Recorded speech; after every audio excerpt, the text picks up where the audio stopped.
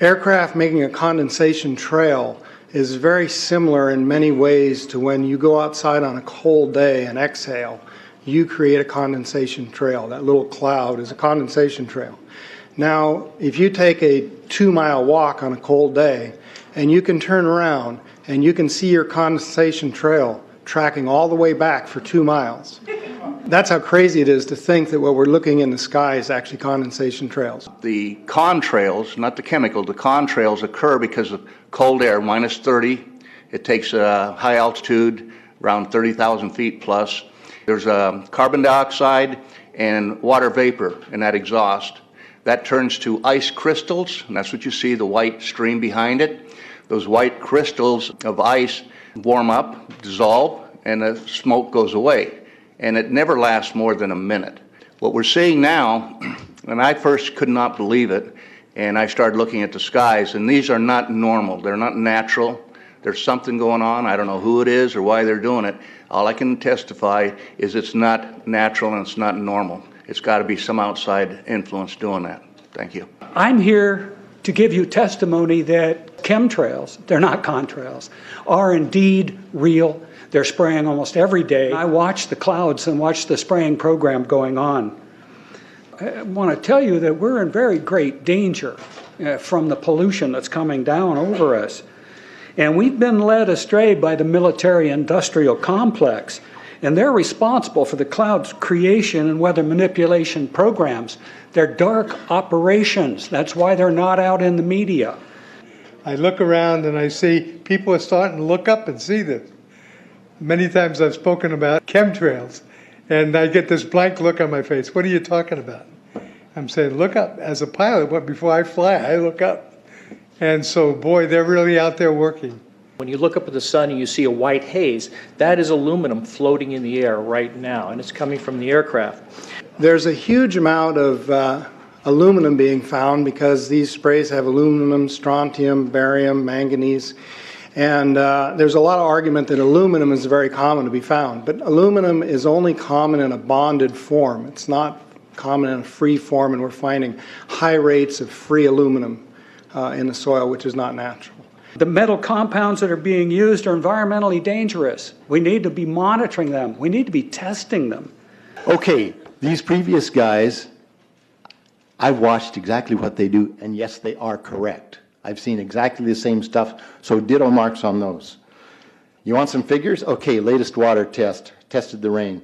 13,100 micrograms per liter of aluminum in the rain in 2013. Normally, it should be 0. So 13,100 is pretty damn much, folks. It used to be 0, then it was 100s in the 2000s, and then since 2010, it's into the 1,000s and the latest 13,100. In the snow on Mount Shasta, pristine Mount Shasta, 61,000 micrograms per liter, 4 times the amount that is found in the soil up there. Where in the hell is this stuff coming from if it's not coming from the soil? We have clouds in the sky we've never seen before. Almost every day I'm seeing clouds I've never seen before. And NASA has been even named a few of these new clouds.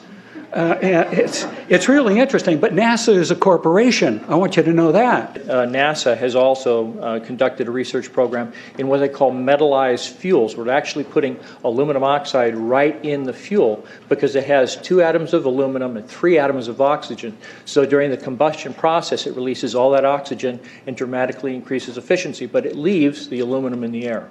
We got things coming from sky down, and it's a huge, huge problem. Because as it comes down, what happens is a couple of things. Is that it actually is in our air, we breathe it. And as we breathe it, it's actually going to go up through our nostrils, into our brain, easiest access to our brain frontal lobe. The contaminants that have been identified, which already been mentioned, are aluminum. Aluminum is the #1 free radical generator to the brain to cause early apoptosis, which is early death of brain, and it begins to set off the scar tissue, which we call the amygdalin, which is part of the chemical matrix related to Alzheimer's. I'm a neurologist practicing in Reading for 17 years, and in the past 5 years, I have seen the number of patients with Alzheimer's disease, Parkinson's, and other neurodegenerative diseases tremendously increased, almost quadruple. I became interested in chemtrails about 8 years ago when I was in Hawaii, and the Hawaiians are really being very vocal about it. I concur about the increasing number of Alzheimer's. They have been able to take the aluminum and micronize it, which means it'll stay up longer. But it also means, and I don't know if any of you have noticed a metallic taste in your mouth when they're spraying, but you inhale that, it goes up through your cribriform plate and through your sinuses and into the brain. As you heard, to spray nanoparticles, very small particles.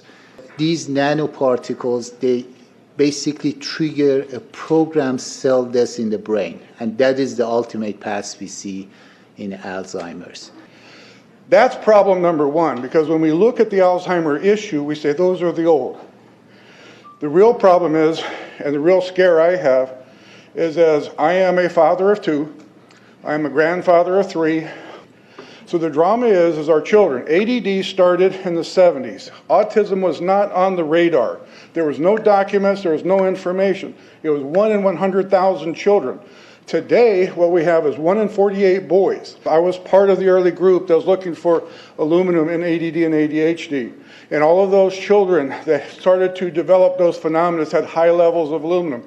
When we figured out protocols to detox them out, to free the body of those particular contaminants, what happened is that their brains came back.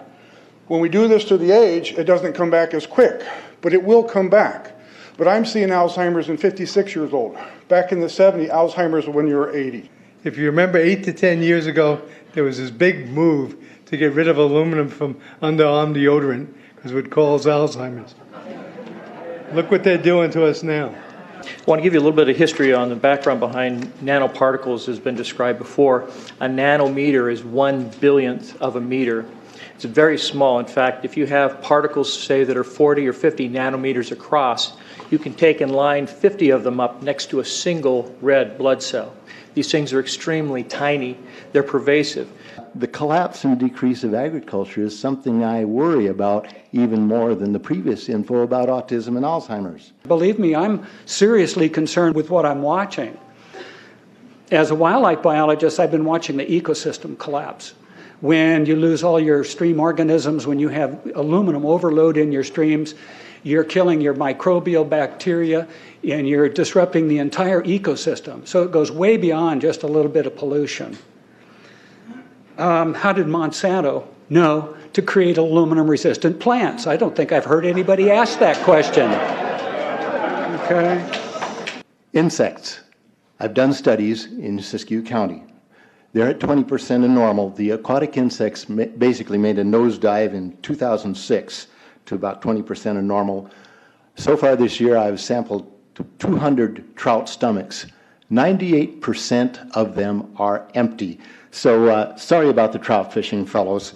The mayflies, stoneflies, dipterus, and caddisflies are damn near gone. The terrestrial sampling is down to about 20% of normal, except for pest species like ants.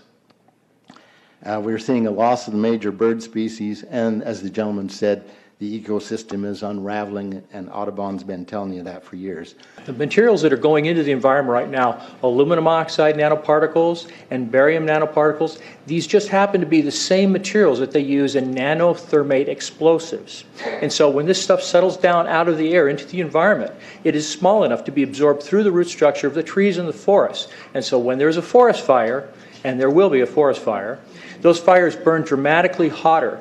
The point is that the cost of firefighting, the cost in the healthcare system have nearly doubled in the last 10 years. The amount of acreage is lost because of fires. The impact on human health is dramatic.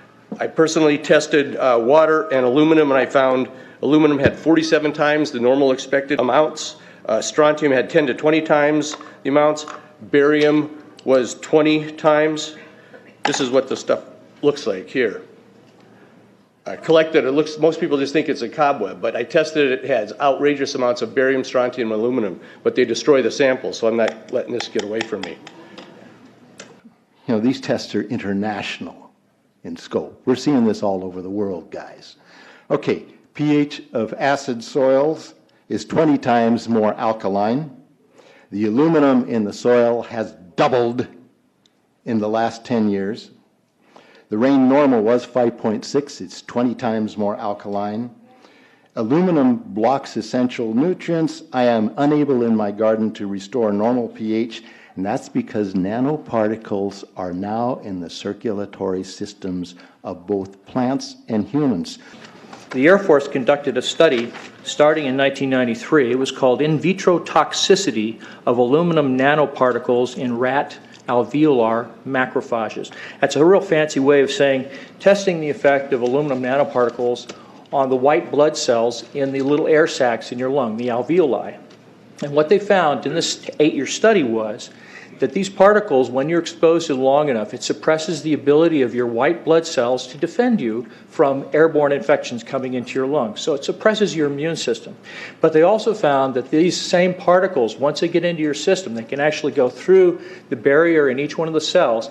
They get inside the cells, and these particles can actually suppress the ability of mitochondria, which are in the cells that help to gobble up toxins and things that would be harmful to the nucleus and the reproduction process of the cells in your body.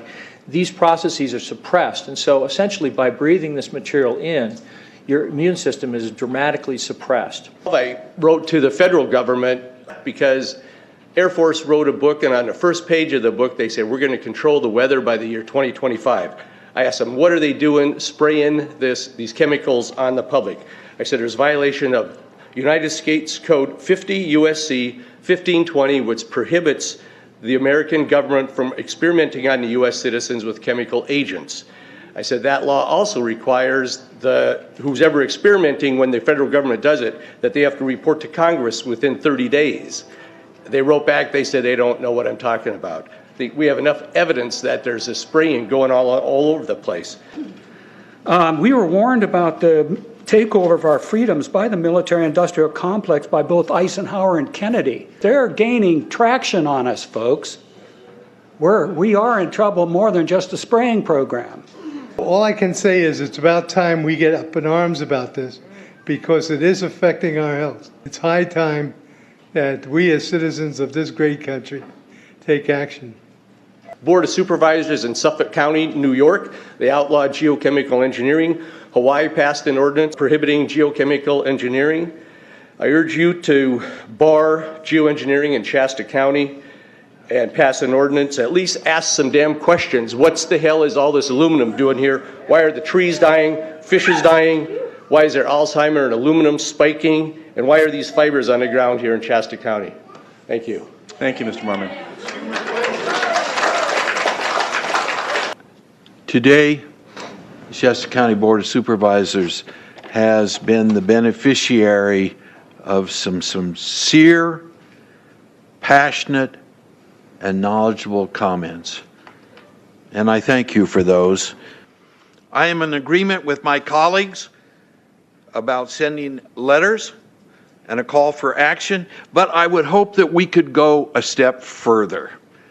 I would like for us to send a copy of this video where all of you spoke today, all 2.5 or 3 hours of this testimony, to be sent to our senators and our U.S. representatives, and also our representatives in the state of California. We'll do that. Let them listen to the passion that came out of this meeting today. Thank you. You have the motion in front of you. I think it's understood. All in favor, say aye. Aye. Any opposition? Motion passes unanimously.